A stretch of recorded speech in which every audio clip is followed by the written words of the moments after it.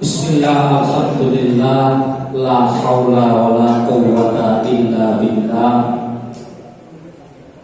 Wassalatu wassalamu ala rasulillah ibni abdillah wa ala alihi wa sahbihi wa mawala. Rabbi shrah li sadri wa yassir li amri wahlul 'uqdatam min lisani yafqahu qawli.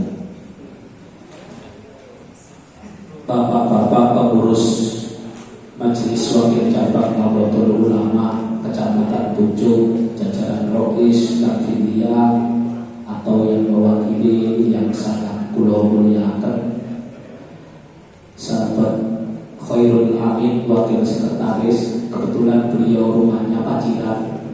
Jadi tadi saya telepon mau mampir Minara Pesantren ngancani kula karena ketua tiba-tiba ada undangan dari Rokis Surya PCR Kolambangan untuk rawuh dan ngebel kula untuk hadir pada malam hari ini.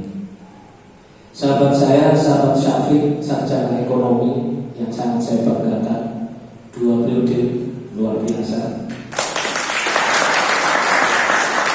dan biasa di luar karena keliling terus pekerjaannya. Sahabat-sahabat pimpinan ranting se-Kecamatan Pucuk, juga seniornya senior atau istilah Gus profesor Protolan Pemuda Ansor yang sangat saya muliakan, dan seluruh undangan yang hadir pada malam hari ini. Saya tahu kondisinya mungkin sudah biasanya setelah perjalanan panjang kemudian makan itu ngantuk masih. Tapi tadi sudah digugah semangatnya dengan Mars, mudah-mudahan oleh kembali. Sahabat-sahabat, saya hanya 3 hal berbicara pada malam hari ini. Mudah-mudahan bisa mewakili kegalauan kita semua. Sahabat-sahabat, 10 tahun yang lalu ketika organisasi ini dipegang oleh sahabat Nusron Wahid, ini adalah titik awal untuk organisasi ini setelah sekian lama konsentrasinya di lain bidang. Sejak sahabat Nusron Wahid menjabat sebagai ketua umum, perbaikan dilakukan mulai dari pusat sampai ke ranting dengan bentuk adanya program akreditasi. Jadi organisasi ini, ngapunten para senior, ngapunten para profesor Ansor, sangat berbeda dibanding 10 atau 15 tahun yang lalu.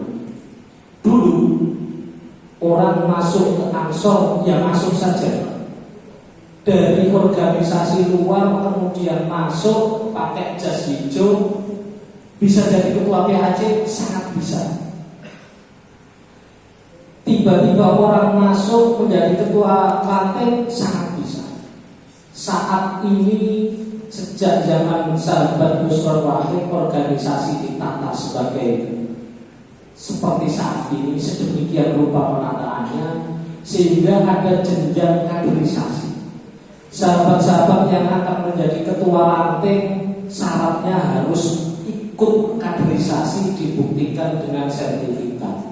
Kalau belum, harus membuat surat pernyataan untuk ikut kaderisasi tingkat dasar baik PKD atau tingkat satu. Sahabat yang akan menjadi ketua PAC juga demikian, lebih-lebih ketua pimpinan cabang, ketua pimpinan wilayah dan lain-lain. Sahabat-sahabat, memuncak kondisi ini pada zaman sahabat Menteri Agama saat ini menjabat ketua umum. Propaganda radikalisme betul-betul sukses hingga saat ini, karena sejarah membuktikan sahabat, di NU, lebih-lebih di Ansor yang darahnya menggelora. Usia Ansor itu kan usianya sangat produktif. Kalau Gerindra itu lagi memuncaknya.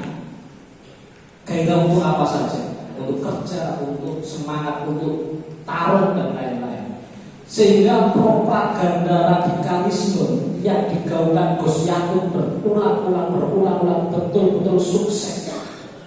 Betul-betul sukses membuat kelompok sebelah terdiam, mati kutu istilahnya. Dan ini kurang bisa dimaksimalkan oleh sahabat-sahabat sampai di lapisan terbawah. Begini sahabat, embrio Nahdlatul Ulama itu kan ada 3. Yang pertama Nahdlatul Tujjar 1918. 4 tahun kemudian 1922 berdiri Taswirul Afkar, dan disusul 2 tahun kemudian 1924 berdiri Nahdlatul Wathon. 3 elemen embrio Nahdlatul Ulama ini begitu mengikat di Nahdlatul Ulama. Tapi sayangnya hanya embrio yang terakhir Nahdlatul Wathon yang sampai saat ini masih terus diminati oleh sahabat-sahabat, baik di kalangan Nahdlatul Ulama ataupun di kalangan pemuda Ansor. Apa efek dari 3 embrio itu? Yang pertama Nahdlatul Tujjar itu tentu konsentrasi sebagaimana namanya. Nahdlatul Tujjar itu kebangkitan para pedagang. Mestinya konsentrasinya di bidang ekonomi. Yang kedua Taswirul Afkar, juga sebagaimana namanya konsentrasinya di bidang pendidikan. Ini sudah luar biasa sukses. Sejak berdirinya Nahdlatul Ulama 1926, dan sebentar lagi kita akan 1 abad.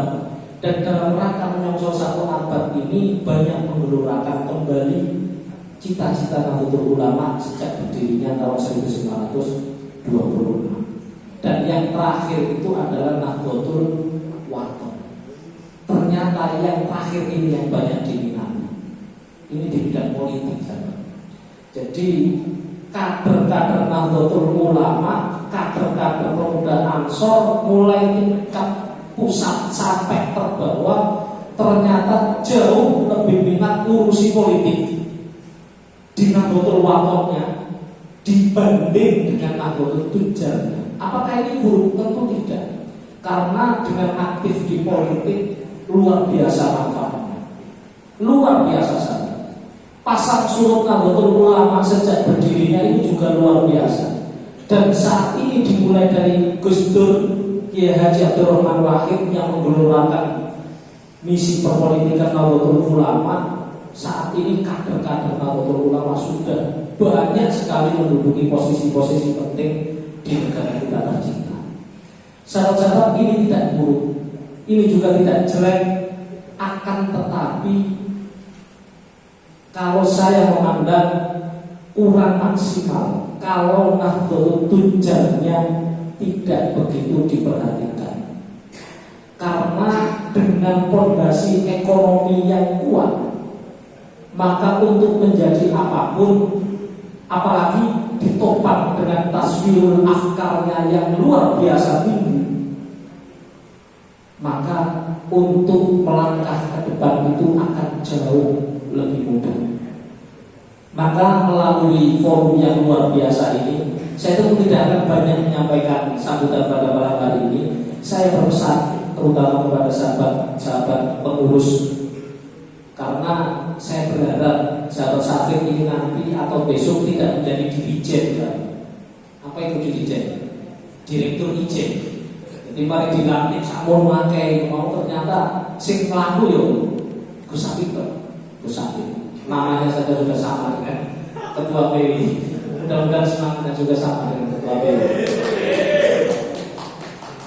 Jadi pesan saya yang pertama, kalaupun raker atau rapat kerja pada malam hari ini tinggal ketok apa yang sudah direkomendasikan dengan di konferensi, saya titik untuk kebangkitan ekonomi atau Nahdlatul Tujjarnya, program pemberdayaan ekonomi anggota ini dimasukkan.